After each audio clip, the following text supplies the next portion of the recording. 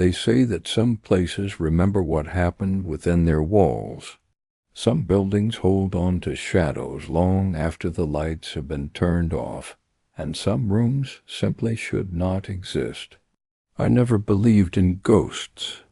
I believed in cold, hard reality until the night I was forced to stay at the Blackwood Inn. I was driving through the jagged peaks of the Oregon mountains when the storm hit. It wasn't just rain. It was a wall of water that turned the world into a gray, shivering void. My GPS flickered and died, leaving me blind on a winding road that felt like it was leading me off the edge of the world.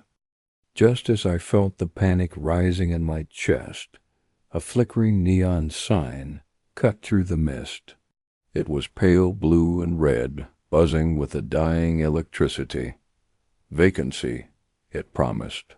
At that moment it felt like a miracle.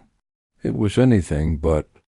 The lobby of the Blackwood Inn smelled of damp wood, cedar, and old cigarettes.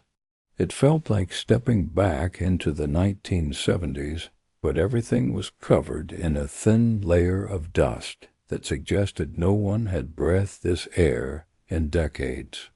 I stood at the desk for what felt like minutes before a man emerged from the shadows behind the counter. He was thin, his skin like parchment paper stretched over a skull. He didn't say hello. He didn't ask for my ID. He just stared at me with eyes that looked like shattered glass. Slowly he pushed a heavy brass key across the counter. The number 404 was etched deep into the metal. "Don't open the door for anyone after midnight," he whispered. His voice was a dry rasp, like dead leaves scraping across a concrete floor. I tried to laugh it off, thinking it was just some local legend or a way to scare tourists. "What, is the room service that bad?" I joked. He didn't blink.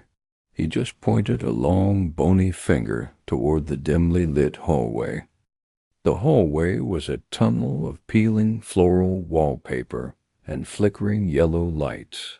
When I reached room 404, I felt a wave of intense cold coming from beneath the door. Inside, the room was unremarkable.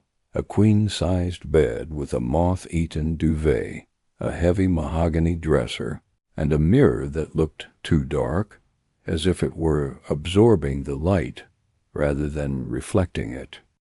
I was exhausted. I threw my bag in the corner, locked the deadbolt, and collapsed onto the bed. The heater hummed with a low, vibrating growl that sounded almost like a human moan, but eventually I drifted off. I woke up instantly. My heart was thumping against my ribs like a trapped bird. The silence in the room was absolute, heavy enough to feel like a weight on my chest. I looked at the digital clock on the nightstand. The red numbers blinked.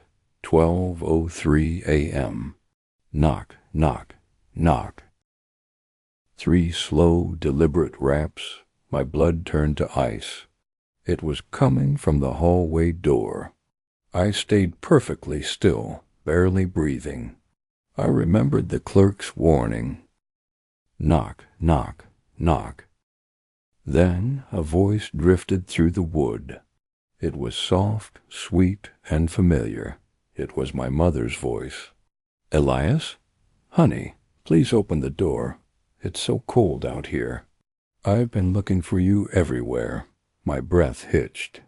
My mother has been dead for 5 years.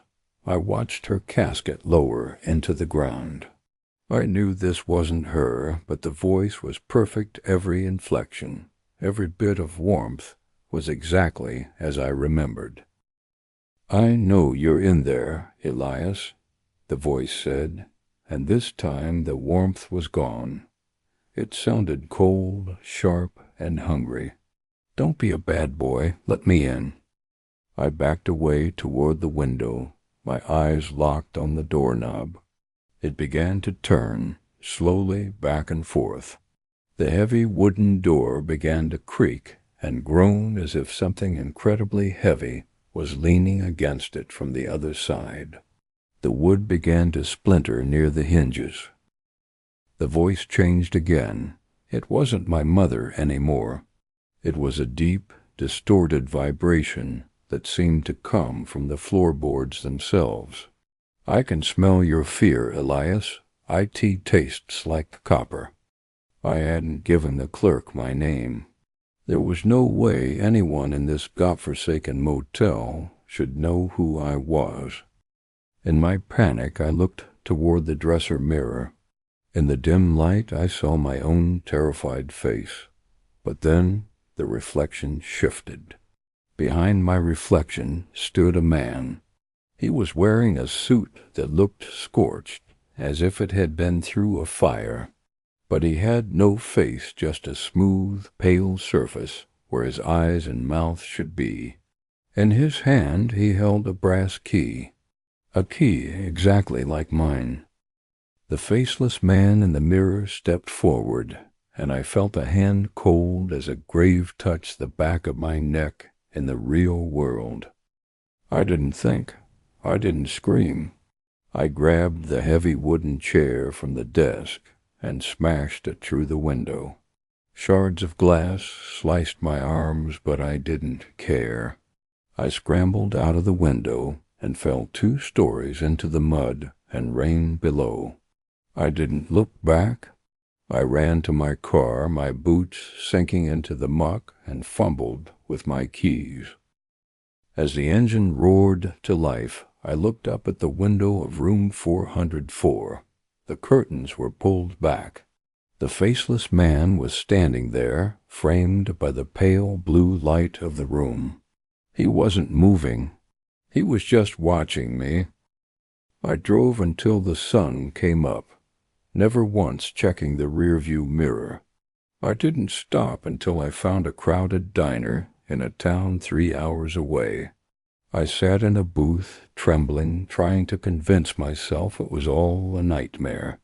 I reached into my pocket to pay for my coffee, and my fingers brushed against something cold and metallic.